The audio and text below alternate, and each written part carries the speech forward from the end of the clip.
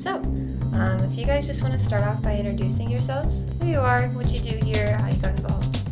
All right. I'm Paul Johnson. I'm the captain at the Pine Township Engine Company. I've been here for roughly 15 years. I got started, my best friend was a member here. We came up together. He was killed in a house fire in the line of duty in 2008, Brad Holmes. We have a statue up front.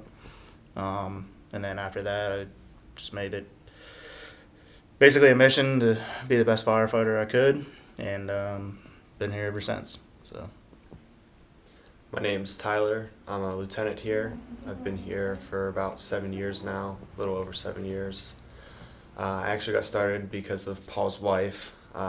We started working at GE here in town, and she was like, come down and get an application.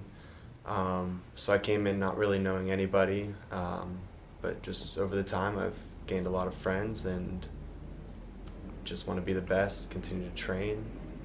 We're all 100% volunteer, so there are some days that nobody is here at all, and then we run roughly 300 calls a year, so that's fire and rescue, and we cover Pine Township, which completely surrounds the borough of Grove City, Wolf Creek Township between Grove City and Jackson Center, and then we have a small part of Liberty Township here between us and Slippery Rock. We run, like I said, roughly 300 calls a year, and we have pagers which alert us when we have calls. We train every Monday night, a company meeting, or we're doing training other 3 Mondays of the month. It varies. You know, we could be here all day some days, and then some days we don't come at all. Yeah, so basically we're on call 24/7, 365. It's not that we have to respond. Like I said, it's 100% volunteer, so you come when you can. So the 911 center in Mercer, PA, they receive the 911 calls, and then they set our pagers off. All the stations in Mercer County, they can set their pagers off with certain radio tones, and then that's what alerts us. We also have a program that we have on our cell phones that alerts us and gives us information on what type of call, where, that type of stuff. And then we can mark that we're responding to the station or to the scene on that program so we know who's coming. The easiest way to get involved is, like he said, Monday nights we're here usually 6:30 to 8:30 for Dune Training. So if anybody's just interested, just showing up, and we can show you around, we can give you an application to put through. There's like an interview process that we have you do. And you go through like a probationary period, and after 6 months, as long as everything goes well, you become a member. There is a training requirement. Every quarter we have a minimum amount of training hours that you have to do.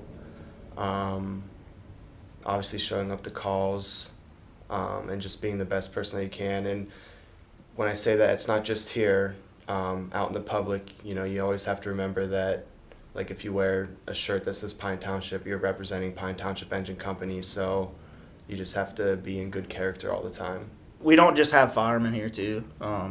We have what we call associate members, which doesn't have the training requirements, but they can do stuff like at the station or a fundraiser we do. It still makes them a member. They're just not an active duty firefighter and responding calls and stuff. Between active and associate, we're probably 35 or 40, I'd say. Yeah. Active members, we're probably about 25.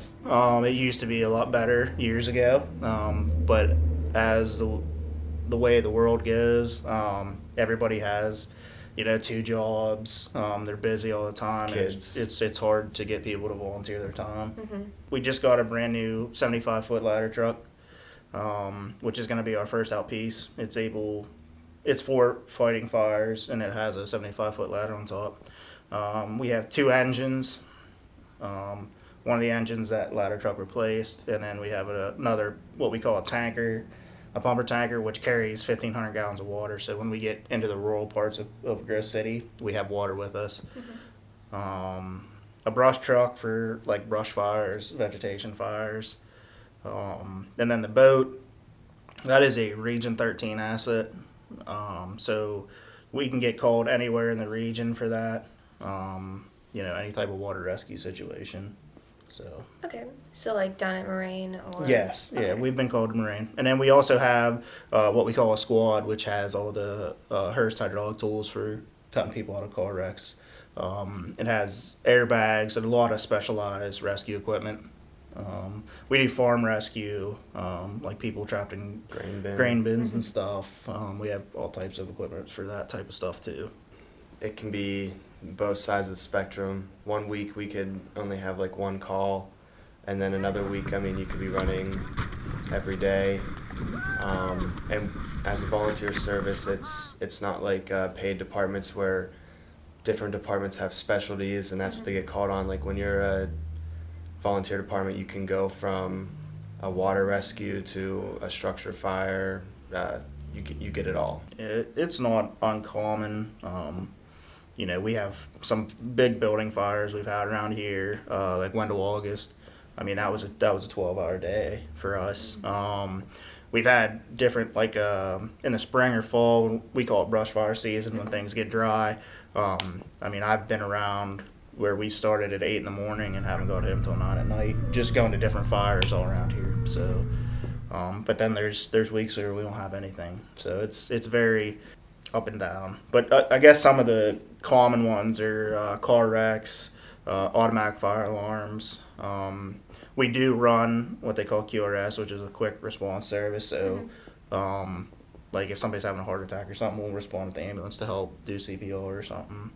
And then we have our fires, car fires, building fires, stuff like that. We usually will go to any of the parades that we're invited to. Anytime that there's something going down in the park, like Strawberry Days or like Touch a Truck, we usually try to get somebody there. Like I said, we try to do any parades in our community and other communities. And obviously, Memorial Day, that's a big deal for firemen. So that's personally my favorite, the Memorial Day parades. I will add, we're talking about like every year having an open house here, just to let the public come in, walk around the station, see all the equipment we have, and just have all the trucks out, different activities. We were planning on having it this year, but it ended up getting canceled because COVID is still kind of, wishy-washy. So we decided to cancel it for this year. I just like having a great group of friends. I like knowing that I'm helping the community that I live in, and I enjoy just learning new things, like all the training that we do. I enjoy learning new things. So mine is definitely helping people, helping the community. When we get called there, it's a lot of times, it's the worst day of their life, and they need help, and we're the ones that show up and try to help them as much as we can. We definitely told members, if you even think that you're possibly sick, don't come to calls, which is kind of hard for some people, because they're used to, like, they're trained when the pager goes off, they come here. We definitely had stopped training for a little bit because everybody was it was still in the unknown. We had to obviously wear masks when we were here. We kept our distance. And then also, though, when it came to running calls, we had to put together a bunch of kits for patients and stuff like that. So, and it definitely delayed responses in some cases. Like he said, we're QRS certified, and so sometimes you would get to these houses and you would have to spend the 10-15 minutes outside, like getting geared up and everything before you could actually go inside or anything. So the COVID clinic, our chief Levi was actually kind of the one behind that help. He did a lot of the work, actually most of the work for that, so all credit to him, really. But the hospital had approached us about they needed a spot where they could get mass amounts of people through efficiently, just to administer the shots throughout the community. And so we were just in a spot where we said, we could be able to give up 2 bays of the station.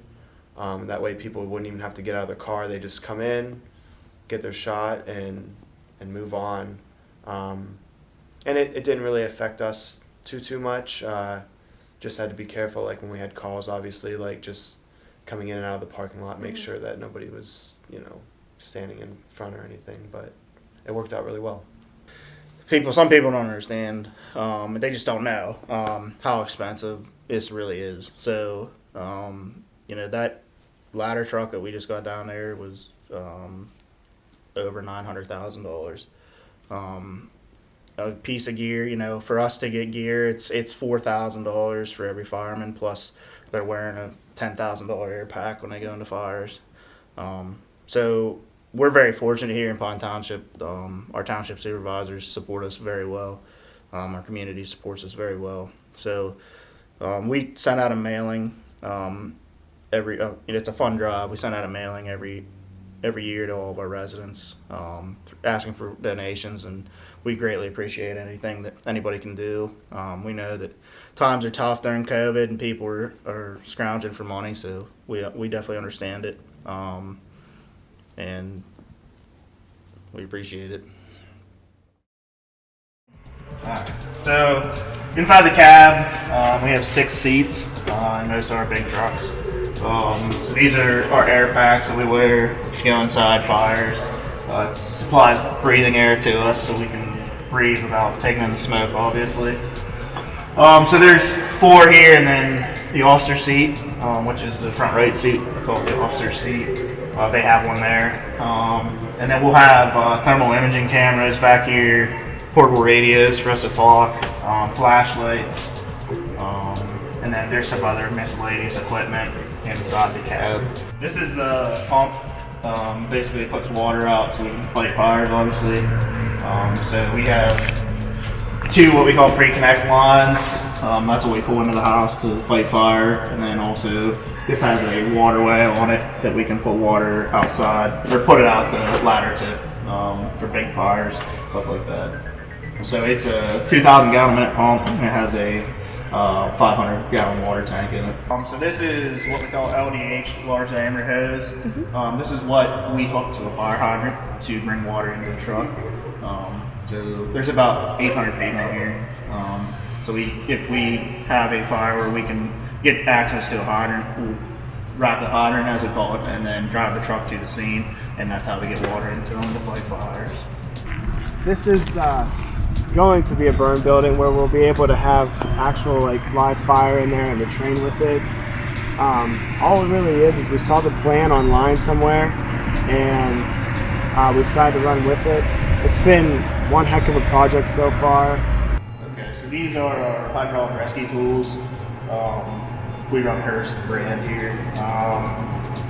So these are used obviously for cutting people out of car wrecks. We've used them on other stuff too, to lift. Somebody's trapping or something, or stuck in something, we use them to lift or pry. So these are cutters.